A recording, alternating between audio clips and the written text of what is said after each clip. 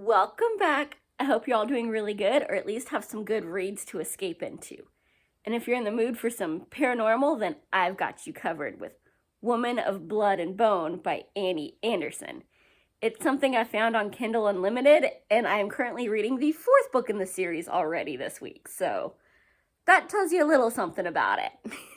So if you like the paranormal, if you like fantasy and action and drama and murder mystery, and a little razzmatazz, getting a little fasty and frisky, this one's for you.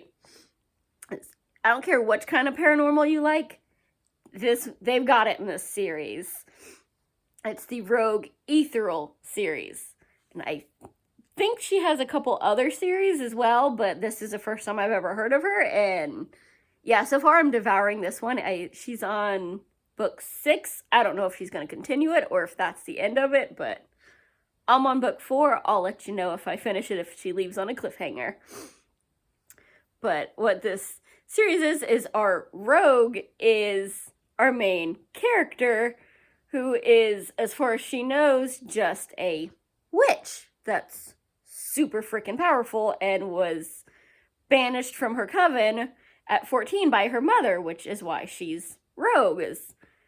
She was basically tricked into helping somebody, got caught by the humans, and they burned her alive. But obviously, if you 400 years later, we're reading about her, she didn't stay dead. And for that little nifty trick, her mom banished her. So, needless to say, they don't have the best mother-daughter relationship. And she ain't a normal witch. And fast forward to, that was 1600s. Now she's in her 400s and she's a grown woman with mommy issues and daddy issues. Because she's never met him. Her best guess is he's a piece of crap, and that's why mommy ran away from Spain with her. We eventually do find out who he is and what all's going on, and oh, that is a frickin' head trip in so many ways. It's just juicy. But in this book, she doesn't know who her daddy is, doesn't really know what she is, why she's so friggin' powerful, and what's going on. But she's a proud, weirdo, freak, whatever. She likes to call herself a few things. Her blue hair and tattoos. And her really hot empath friend who works at her tattoo shop. Because, we banged once. It didn't...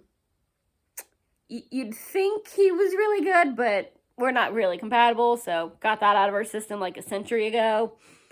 But he's sneaking her into a witches-only club. And he's got to sneak her in because they will find out what she is if she actually, interacts with anybody. And rogues are not allowed. They have zero protection. They're basically kill on sight. You won't get in any trouble. And he doesn't want this to happen to his friend. But he leaves her alone, and she's straddling some dude in the club that's trying to get her drink. Next thing you know, they're getting raided, and that's the end of that. Other than, that was a really freaking good kiss. I wonder, I should have got his name. Oops. So, they're in her tattoo shop, and her client is a sleazebag hitting on her.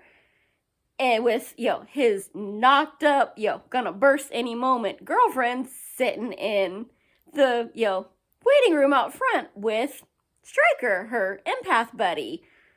And this is what bugs me about these series is, the second you see someone, oh my god, we're in love, we're gonna get married forever.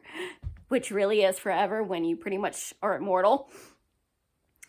And this girl, Melody, that Stryker, the second he saw her, fell absolutely in love with her. Realized she's in trouble, and it's because of this guy that you're tattooing right now. And he's more of a sleazebag than you think just because he keeps trying to look down your top and ask you to come home with him, despite that he's clearly with somebody. So she knocks his butt out, except for he doesn't stay knocked out, because he ain't actually human. He's an incubus. And a very prick one at that is he was going to get rid of the girl, so he found out she was knocked up with a boy. So now she gets to have his son and then die. And that's not okay, because our, main character Max, or Maxima, but she gets really ticked off if you call her that, does not stand for bullies, magical or otherwise. So they promise to go save this girl and vamoose with her, and it doesn't go well. Everybody ends up traumatized, and Stryker ends up being a prick, because, well, I knew her for 2 days, but we were going to get married, and we were going to have a family, and I was going to raise her son after we whacked the baby daddy, and, yeah, things did not go as planned. You knew the girl for 2 days, and she was having somebody else's baby when you met her, but you're already instantly in love, and now he's being a jerk, because, yeah, he didn't get what he wanted. There was no happy ending there, so his trauma was, response was, I'm just gonna betray everyone and be a jerk and run off and leave. Oh, and that guy you straddled at the club, she's the only one that can't figure out that it's a guy that she's known for quite a while now. Just, they've started hanging out since he's friends with Stryker. But nobody mentioned it to her that guy you keep telling me you really wish you knew his name, because, oh my god, that was the hottest kiss ever. Yeah, here's your buddy. They allude to it. I don't know how she didn't pick up on it, all the crap that they say. So many times I was like, well, apparently he's a wraith, and they're the same way as Stryker is they see you, they sniff you, they're in love with you. And you're like, well, this better be more than just, I sniffed her, so I think I'm in love with her, because she's mooning over him. A year later. But she ain't had the best of love life in the last century. If any, aside from her little friends with benefits that they ended the benefits part. So we've got that going on, and it's like, well, he's making comments.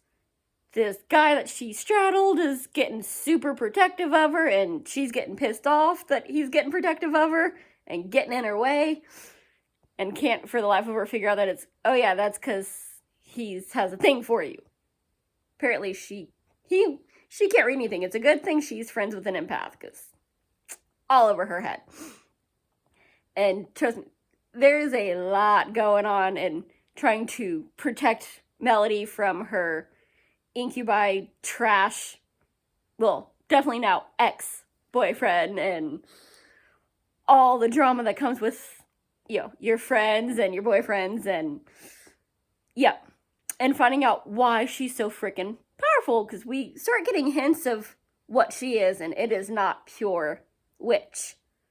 And Stryker might be lying about just being an empath, too, as we get hints about. So, we get friendship, we get romance, we get murder and magic and family drama that gets better and worse throughout the series as we meet all the rest of everybody's family, because apparently all the orphans and the unwanteds somehow are, drawn to Max.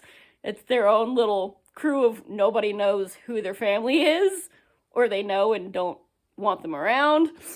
So, you gotta love the cast of magical, misfits and outcasts that are proud to be outcast and way overpowered and fighting for the good guy. And kind of dealing with some friskiness along the way. Because apparently magical folks are just extra freaking hot. So, there's pretty much, if you like it, it's somewhere in here. We've got angels and demons and witches and vampires and incubi.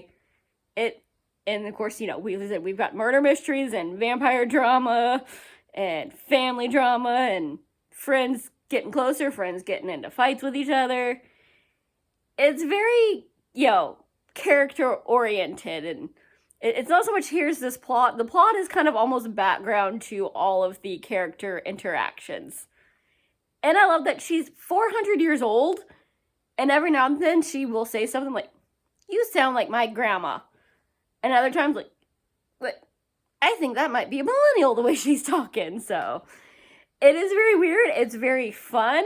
There is a lot of language and sass and friskiness going on. And I just love Max's attitude of, yeah, you might be way more powerful and older than me, but bring it on. I ain't backing down from some freaking bully. I don't care.